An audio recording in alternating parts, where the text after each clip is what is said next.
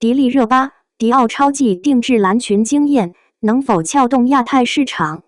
迪丽热巴身着迪奥超级定制蓝裙亮相巴黎时装周，金色刘海与立体花朵裙装引发全球热议。品牌通过深度合作，将东方审美融入国际时尚，既制造话题又强化市场认同。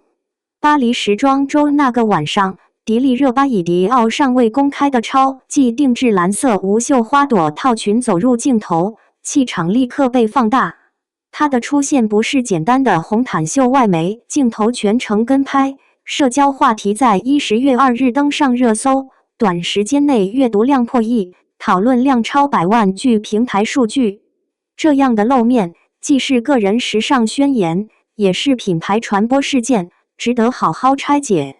先说发型和妆容，金色齐刘海配大波浪卷发，齐刘海覆盖额前半部，卷发做了光泽和蓬松处理，镜头下动感十足。妆容强调深邃眼窝，点缀泪痣，唇色是低饱和的豆沙，整体既保留东方面部线条的细腻，又带有西方舞台妆的放大感。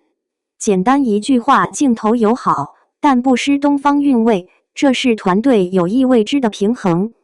说裙装，这套裙子的语言很清楚，透明薄纱做基底，不对称剪裁，左侧裙摆更长，右侧适度露腿，走动时呈现流动感。立体刺绣花朵从浅蓝到深蓝渐变，层次分明，花朵处镶嵌银色小珠，灯光下会折射出细碎光芒。珍珠腰链和同色系漆皮高跟在色彩与质感上形成呼应，既浪漫又有当代感，看图就能感觉到细节在镜头里的加分。工艺上能看出功夫，薄纱的透明度控制， 3D 刺绣的立体度，珠绣的光泽层次，都需要细致的打样和反复试妆。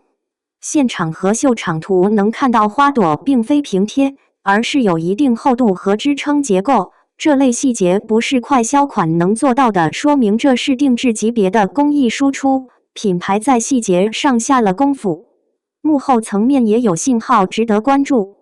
据品牌和现场安排显示，这确实是一件超级定制款，迪丽热巴拥有独家试妆权，试妆与造型调整由品牌高层直接参与。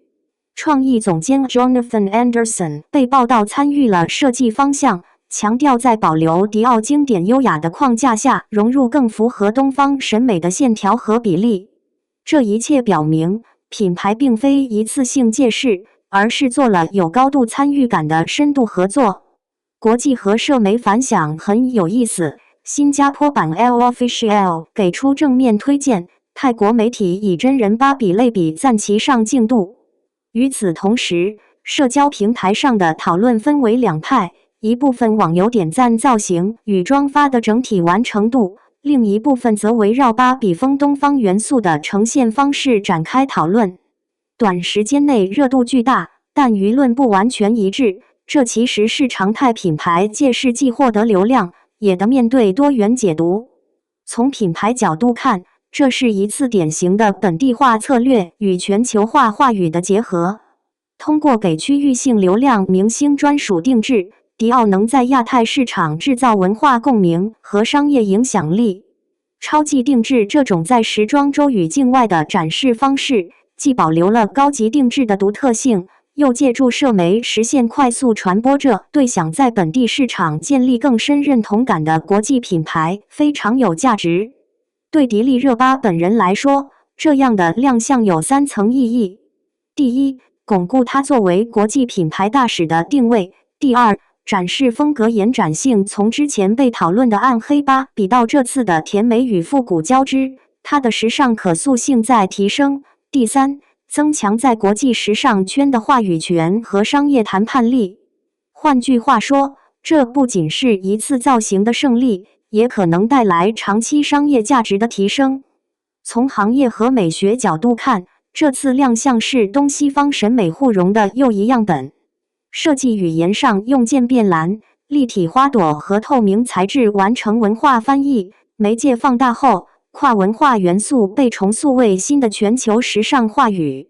过去不少国际品牌通过与亚洲明星深度绑定，成功将本地文化元素转化为全球流行符号。这次事件在路径上延续了那种打法，但也在细节上更讲究共创而非借势。当然，热度并不等于长期成功。合作要避免表层化或符号化的展示，观众会很快区分是真正的设计参与还是简单的造型叠加。公关上的短期热搜要转化为持续影响，需要后续的内容延展，比如秀后官方故事化呈现、商业拍摄落地、产品化或衍生联名的理性规划等，否则只留下一个漂亮镜头。